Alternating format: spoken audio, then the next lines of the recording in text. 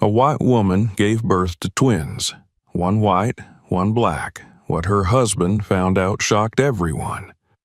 Subscribe to the channel and write in the comments where you're watching from. Your opinion is important to us. The town was small, a place where everyone knew each other's names and histories. It was the kind of place where routines shaped lives and whispers traveled faster than the wind. Neatly trimmed lawns, white picket fences, and the familiar creak of the old grocery store door painted a picture of suburban simplicity. But beneath the friendly waves and polite smiles, the town carried a quiet weight, a reluctance to embrace what it did not understand. In this town lived Emily and Michael, a couple whose love had always seemed unshakable. Emily was the heart of her community, a teacher whose passion for helping children brought warmth to every classroom. Her laughter filled their small home, and her gentle hands nurtured everything she touched, from the blooming flowers in her garden to the hopes and dreams of her students. She adored poetry and often left small notes with verses around the house for Michael to find, a habit he cherished more than he ever admitted. Michael was her opposite in many ways, but they fit together perfectly. Where Emily was soft-spoken and patient, Michael was steady and grounded. He worked with his hands, running a small auto repair shop passed down from his father. His life was one of grease, wrenches, and the satisfaction of solving problems piece by piece. The townspeople respected his honesty and skill, though few truly knew the man beneath the worn-out coveralls. The day Emily told Michael they were expecting twins, his heart nearly burst with joy. They spent months preparing, choosing names, painting the nursery, and dreaming of the life they would share with their children. Emily would often press his hand against her belly, delighting in the kicks and tiny movements. "Jacob and Joshua," she whispered one night, her voice soft in the dark. "That's what we'll call them." Michael agreed without hesitation. They felt perfect. Two names, side by side, inseparable, just like their family would be. When the day of the delivery came, it was earlier than expected. The sky outside the hospital window was a soft gray, the air thick with the promise of rain. The halls bustled with nurses and doctors, but inside the delivery room, time seemed to slow. Emily's face was pale, her body strained, but her eyes, those bright, beautiful eyes, held determination and love. Michael was by her side, his rough hand clutching hers, whispering words of encouragement, though his voice trembled with fear. The first cry came suddenly and powerfully. A nurse lifted a tiny, pink-faced baby into the air.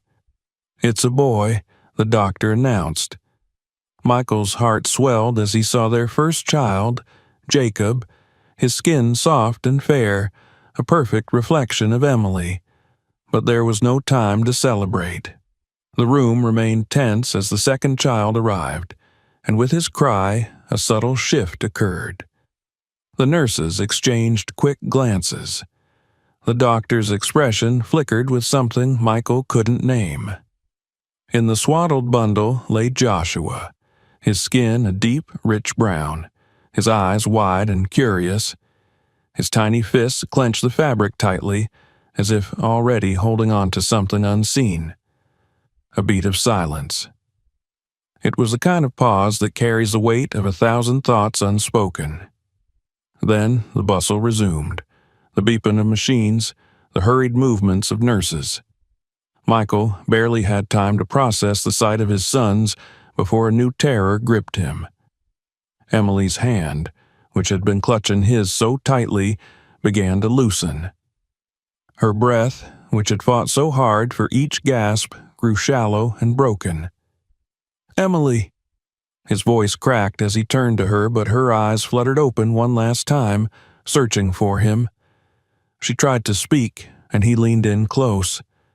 "Take care of them, Michael. Promise me." Her voice was barely a whisper, but it carried the weight of her heart. And then, Stillness. The monitors screamed their cold, mechanical chorus, and Michael felt the world collapse around him. His hand was still in hers, but she was gone. In the chaos that followed, Michael's grief was a raw, open wound, but even through his shattered heart, he felt the tension in the room. The glances from the nurses, the hesitation when they placed his sons in his arms. One child, pale as milk, and the other dark as night. Questions already clawed at him, but the devastation of Emily's loss was too vast to allow room for anything else. He clung to the 2 tiny lives she had given him, her final gifts, his only tether to a world that had just been torn apart. The news spread through the town faster than he could breathe. People who had once greeted him with warmth now met him with narrowed eyes and tight-lipped whispers. The narrative twisted quickly and cruelly. A scandal, a betrayal, a story that satisfied the town's hunger for gossip. "She must have cheated," someone whispered at the diner. "There's no other explanation," echoed another voice at the grocery store. It was not just curiosity. It was condemnation. The change was swift and cutting. At his repair shop, customers stopped coming, their loyalty crumbling under the weight of suspicion. On the sidewalk, neighbors crossed the street to avoid him. He felt their eyes on his back, their judgments like invisible knives. But the worst cuts came from his own family. His father, George, a man of stern principles and cold certainties, visited him 3 days after the funeral. His voice was a low rumble, heavy with disapproval. "Michael," he said without preamble, "you need to face reality. Something's not right. You should get a test done. Find out the truth." Michael's chest burned with anger, but it was tangled with something worse. Doubt. He wanted to scream that he didn't need a test, that he knew Emily, knew her heart, knew the depths of her love. But the seed had been planted, and it twisted painfully inside him. His sister, Christina, gentler but no less firm, tried to reason with him. "You're grieving," she said softly, "but wouldn't it help to be sure? Just to silence the talk." The talk. That was what this was about. The opinions of a town that had already decided who Emily was and who these children couldn't be.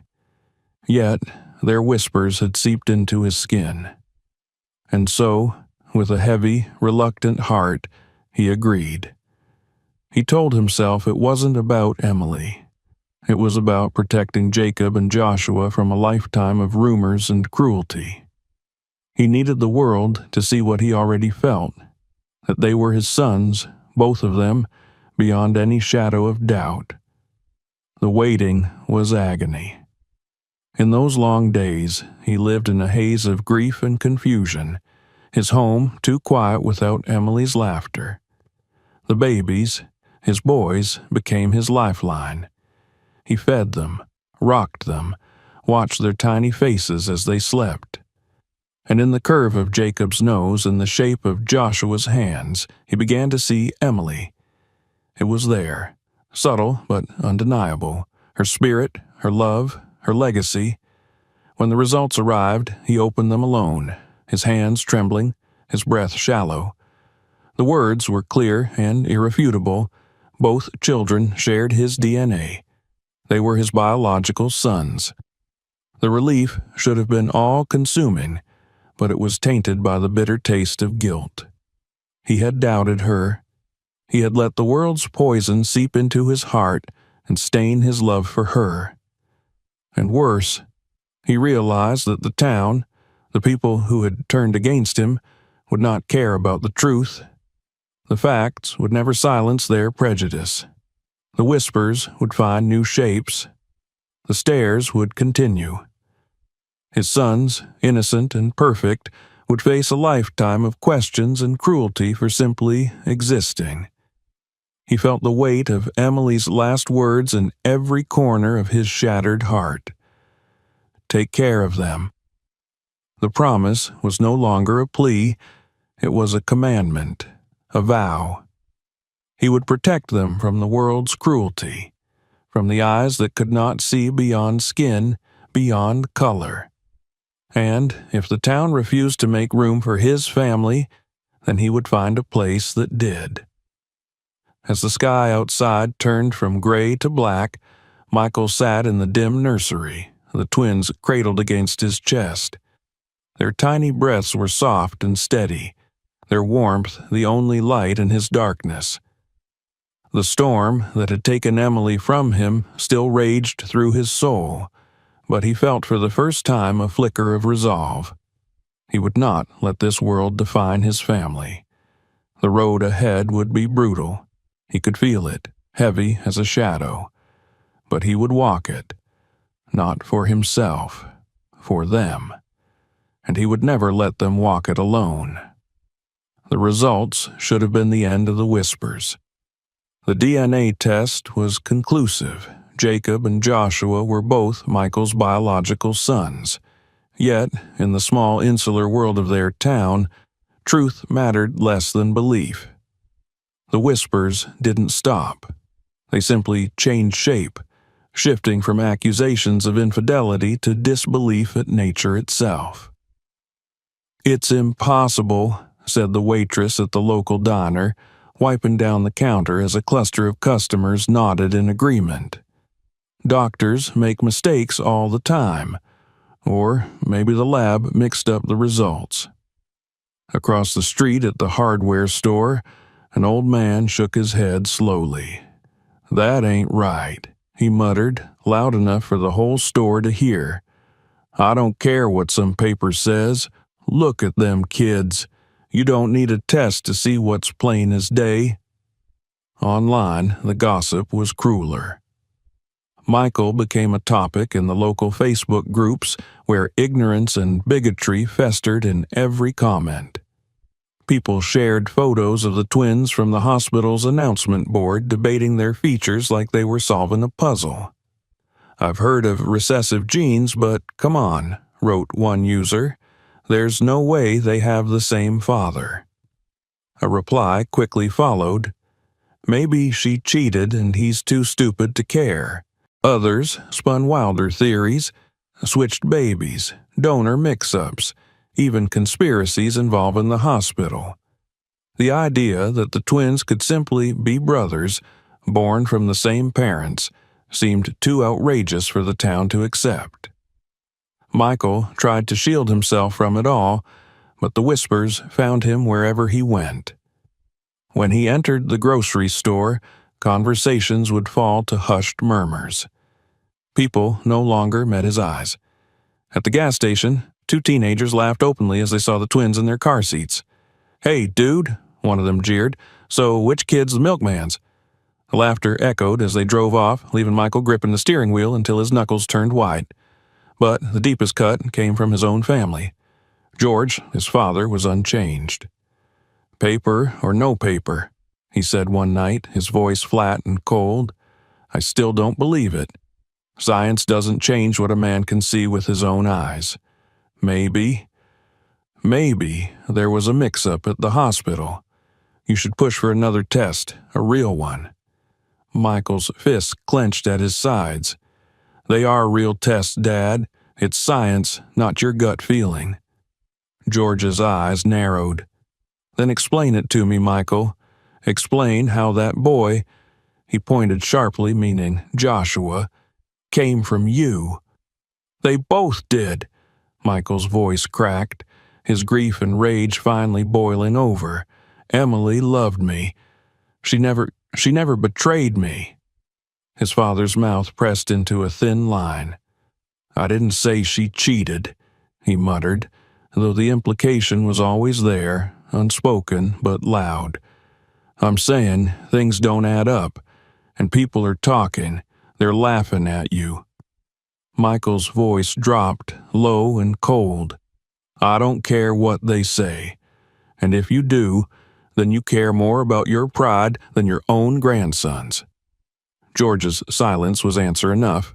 Christina, his sister, tried to soften the blow, but only drove the knife deeper.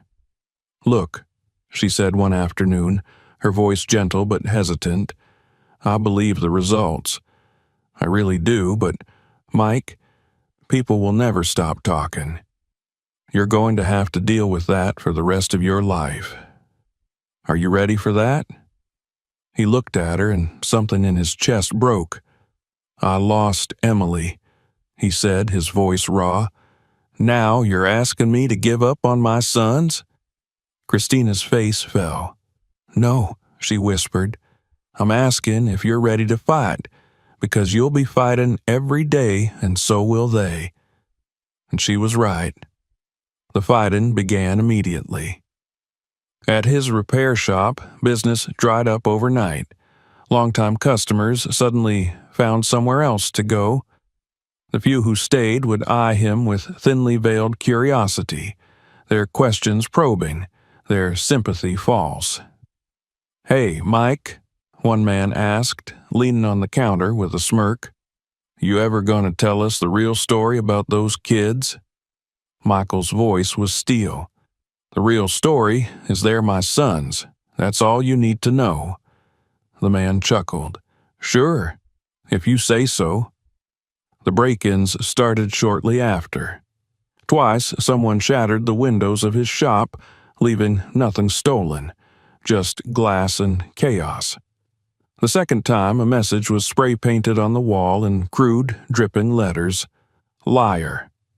The police came, took a report, and left without promises.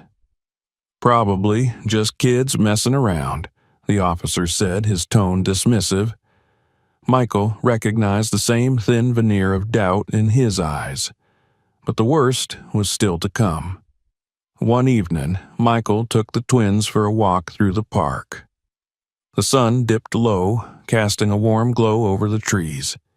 Jacob toddled ahead, chasing a drifting leaf, while Joshua gripped his father's hand tightly, his wide eyes taking in the world.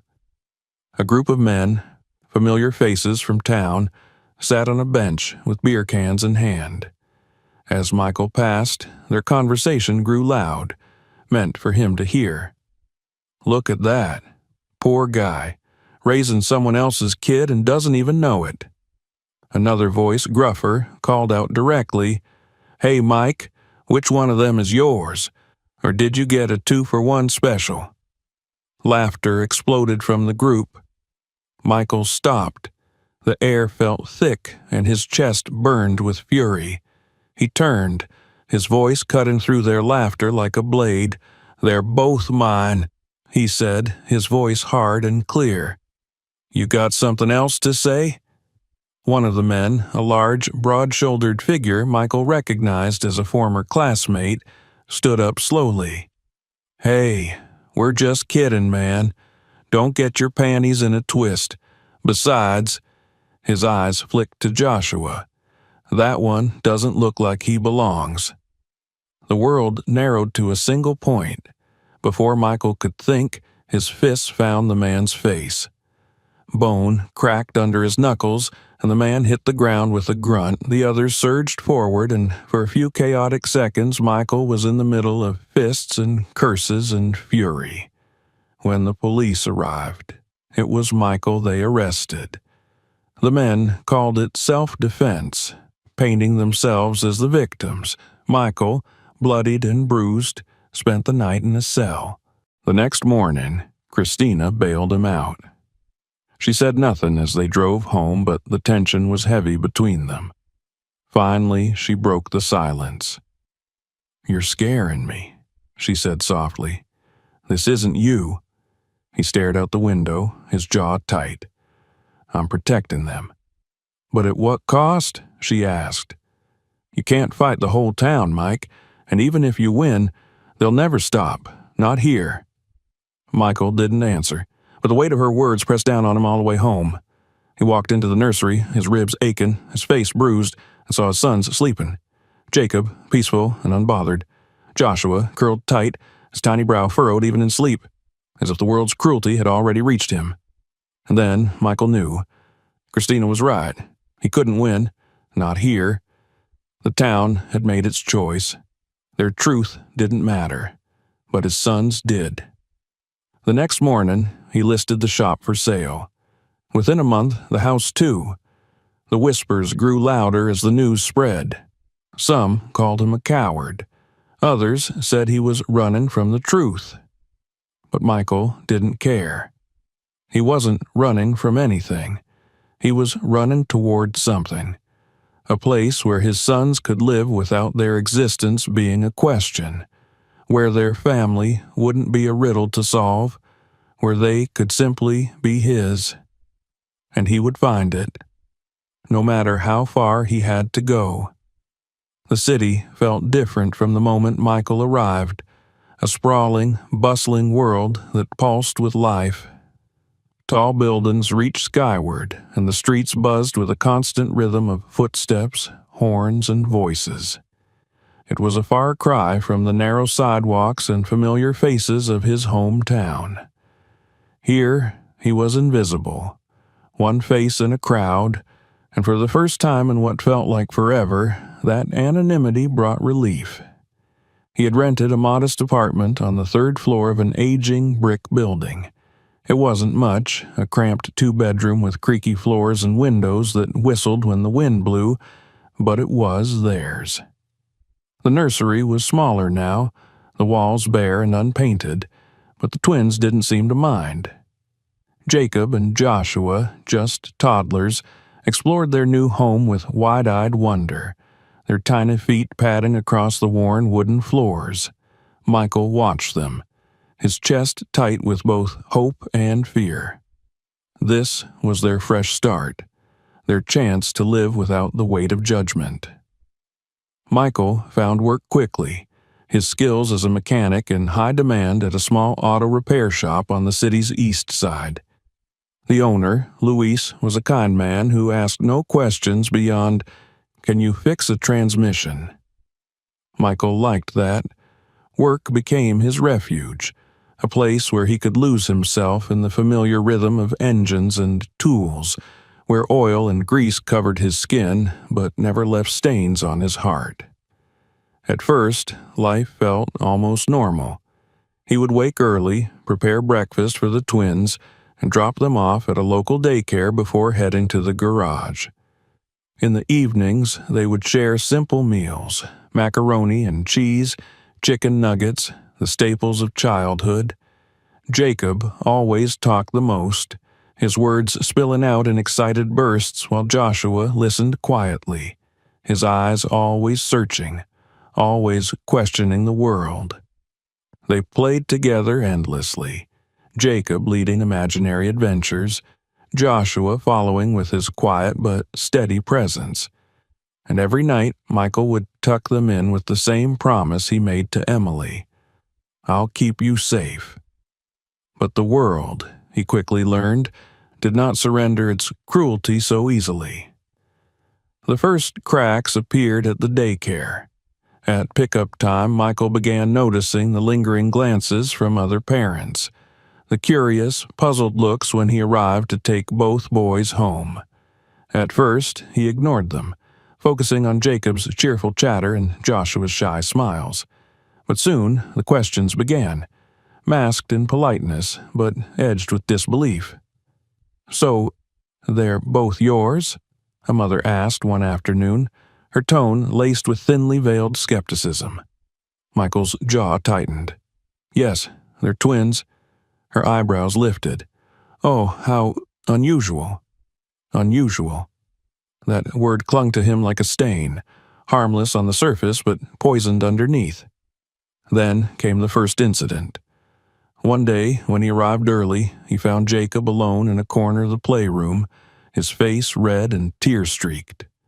Joshua stood in front of him, small fists clenched, his eyes blazing with a fury Michael had never seen. "What happened?" Michael demanded, his heart pounding. The daycare worker, a young woman with flushed cheeks, hurried over.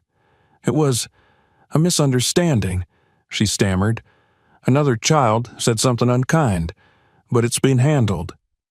Michael knelt beside his sons. "Jacob? Josh? What did they say?" Jacob sniffled, wiping his nose on his sleeve. "They said, Josh isn't my brother, that he's not part of our family." Joshua's small voice, cold with anger, followed. "I told them they were wrong." Michael felt something inside him crack and burn. His sons, barely old enough to read, were already carrying the weight of the world's ignorance. His hands shook as he pulled them both into a fierce embrace. "They're wrong," he whispered, his voice thick with sorrow and rage. "You are brothers. Always." He spoke to the daycare director the next morning, demanding an apology and assurances that such cruelty wouldn't be tolerated. The director nodded solemnly, promising inclusivity workshops and policies on anti-bullying. But Michael saw the familiar flicker in her eyes. Discomfort, confusion, the unspoken how, that always followed them. The questions followed them to the park, to the grocery store, even to the doctor's office. "Are they adopted?" strangers would ask casually, as though his family was a puzzle they were entitled to solve. Some asked if he was married to a black woman. Others offered biology lessons on genetics he never asked for, their tone laced with doubt. The worst moments were the ones that landed unseen. The store clerk who handed him one receipt but addressed him and Joshua separately. The family at the park who invited Jacob to play but left Joshua standing alone. It was death by 1,000 cuts. And Michael felt every one of them, but his sons felt them too. Joshua, once so quietly curious, began to withdraw. He clung closer to Michael in public and grew more hesitant around strangers. His once wide-eyed wonder dimmed, replaced by a wariness far too old for his years. One night, as Michael tucked them into bed, Joshua's soft voice pierced the dark. "Dad?" Michael paused, his heart already bracing. "Yeah, buddy?" "Why?" His voice was so small. "Why don't people think I'm Jacob's brother?" Michael's throat closed. He sat on the edge of the bed, the mattress dipping beneath his weight. "Because people don't always understand things that are different," he said carefully. "But just because they don't understand doesn't mean it's not true. You and Jacob are brothers. Nothing changes that. Not what people say, not what they think." Joshua was quiet for a long moment. "But why do they say I don't belong?" Michael's chest ached. "Because some people think families have to look a certain way. But they're wrong. Families are about love, not about looking the same." The boy's small fingers twisted in the blanket. "Do you wish I looked like Jacob?" The question shattered him. Michael gathered Joshua into his arms, holding him close. "No," he whispered fiercely. "You are exactly who you're meant to be. And I wouldn't change a thing about you, not ever." But the world, Michael knew, would not be so kind. The years passed, and soon the boys were ready for school. Michael chose carefully, enrolling them in a diverse public elementary where he hoped their differences would be met with acceptance rather than suspicion. But hope, he found, was a fragile shield. The first weeks were smooth. Jacob thrived, quickly making friends, his energy and charm winning over classmates and teachers alike. Joshua, quieter but no less sharp, observed more than he spoke. He enjoyed reading and drawing, and his teachers praised his patience and thoughtfulness. But soon the cracks appeared again. At parent-teacher night, Michael found himself explaining, again and again, that yes, they were twins, and no, there was no mistake. At recess, some children questioned why Joshua called Jacob his brother. "You can't be twins," they said, with the blunt cruelty only children possess. "You don't even look alike." And Joshua, who once answered with his fists, began instead to fall silent. Michael met with the principal, Mrs. Howard, a woman with tired eyes but a warm voice. She listened carefully as he explained what his boys were facing. "I understand," she said, her tone genuinely empathetic. "But children, they're curious. They don't mean harm. They're learning from someone, Michael replied, his voice hard. This is about more than curiosity. It's about what they're being taught to see, and not see in the world around them.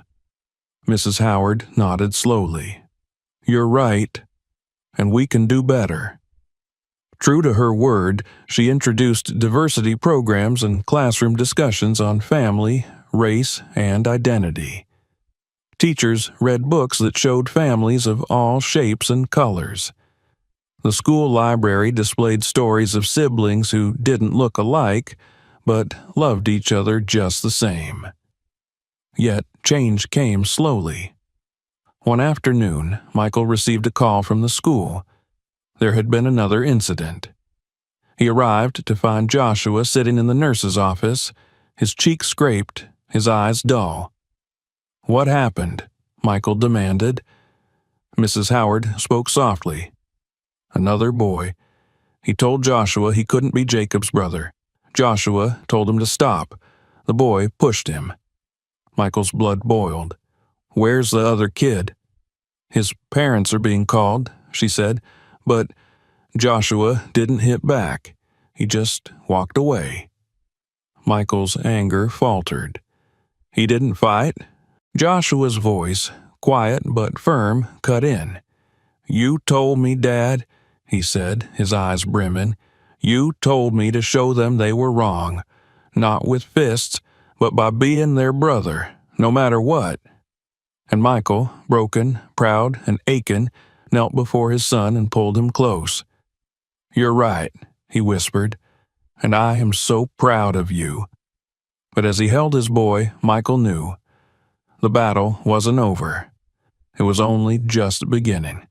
The years moved swiftly, carving their stories into time. The boys grew, and with them the world seemed to grow sharper, more complex, and more demanding. Michael had hoped that the battles they fought in childhood would ease with age, that understanding would bloom where ignorance had taken root. But life, he learned, rarely softened its edges. Jacob and Joshua entered high school as young men shaped by the world's questions and their father's unwavering love. They stood side by side, but their paths were marked by different struggles. Jacob, with his easy charm and light skin, moved through the world with less resistance. He was popular, quick to laugh, and quicker to lead. His teachers praised his confidence. His peers followed his example. Joshua, quieter but no less determined, fought battles that Jacob never saw. Teachers confused him for other black students, calling him the wrong name. Security guards at the mall followed him when he walked alone, but ignored him when Jacob was by his side. Group projects found him excluded until his sharp mind proved him indispensable. He bore these slights with a stoic resilience, but they left cracks beneath his skin, fissures that Michael saw and felt deeply. Their differences, once a source of joy, became a wedge between them. Must be easy, Joshua muttered one day, his voice cold, being the good twin, the one they listen to, the one they like. Jacob's eyes flashed. What's that supposed to mean? It means, Joshua bit back, that you don't have to explain yourself every damn day. You don't have to prove you belong everywhere you go. Jacob's face hardened. You think it's easy for me? Living with people who think I'm lying every time I say you're my brother? At least they believe you, Joshua snapped. They don't believe me. They never do. The silence that followed was heavy and cruel. Michael heard it from the doorway, the sharp crack of something breaking that no father could fix with his hands. That night, he sat them both down. His voice, worn but steady, carried the weight of his own battles. I know, he said, his eyes moving between them. I know how the world sees you, and I know it's not fair. Jacob, you see doors open for you that slam in Joshua's face. And Joshua, you carry a weight Jacob can't feel. But hear me, you are brothers. That's more than blood. That's choice. That's bond. And you're strongest together. The tension lingered, but in the days that followed, it began to ease. Not because their struggles vanished, but because they began to carry them side by side. The school years brought new challenges, but also new purpose.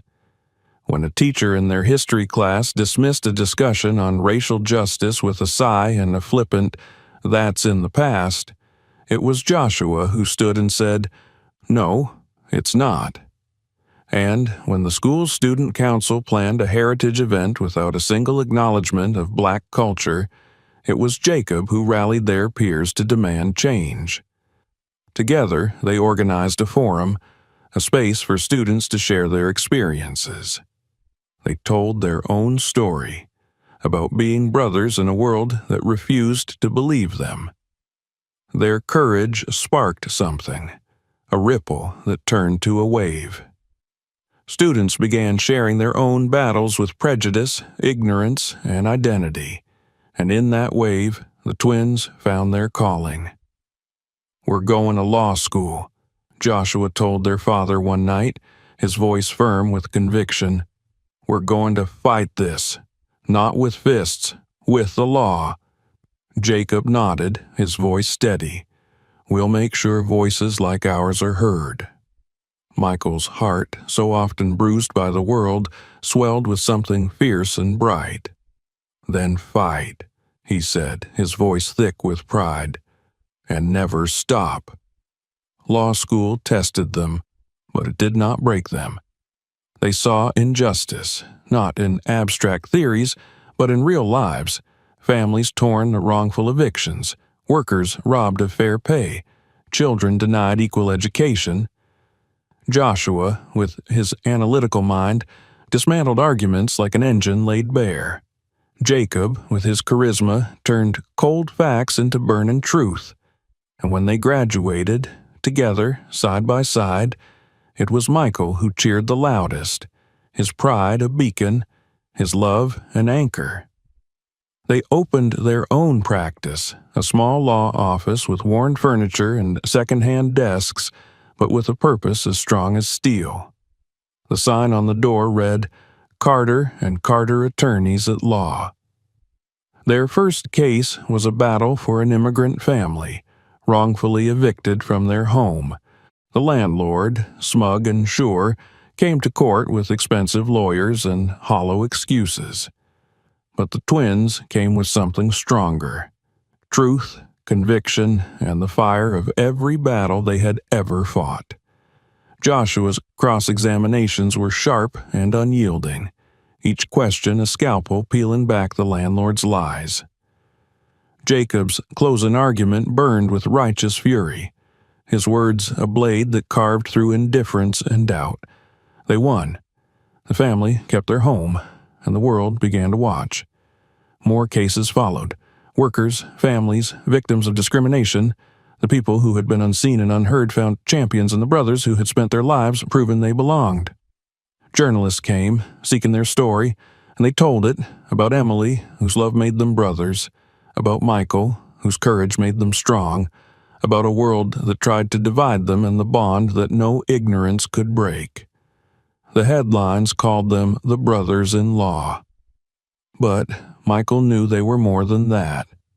They were his legacy, and Emily's dream, and something the world could never deny: a family, whole, unbreakable.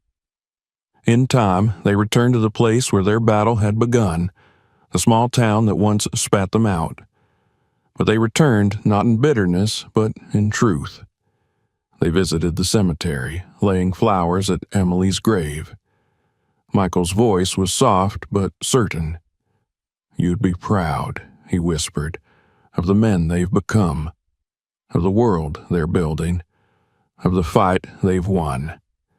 The twins stood behind him, side by side, different as ever, but bound by something deeper than blood.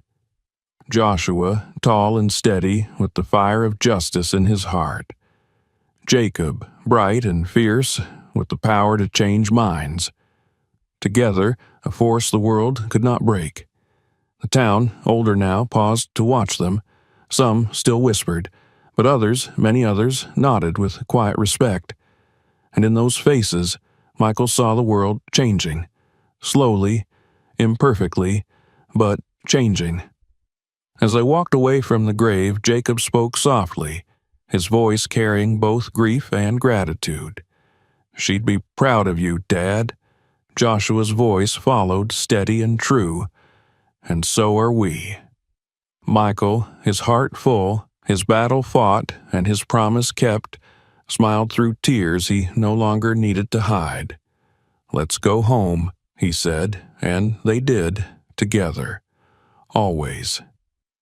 If you enjoyed this story, don't forget to subscribe for more powerful and thought-provoking tales. Share this video with your friends and family to spread the message. And if you're ready for more, check out our other videos, each with its own unique journey. Thank you for watching.